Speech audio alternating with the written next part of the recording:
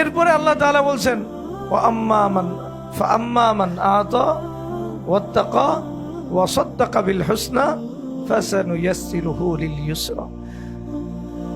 তিনটা জিনিসকে আনছেন। দিন কার জন্য আল্লাহ সহজ করেন এই কথা আল্লাহ নিজেই বলছেন। তিনটা জিনিসের আলোচনা লম্বা,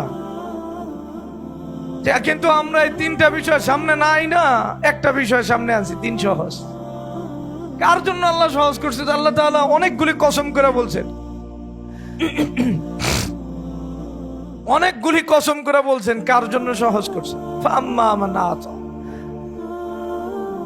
এক নাম্বার যে দেয়, বিলায় যায়।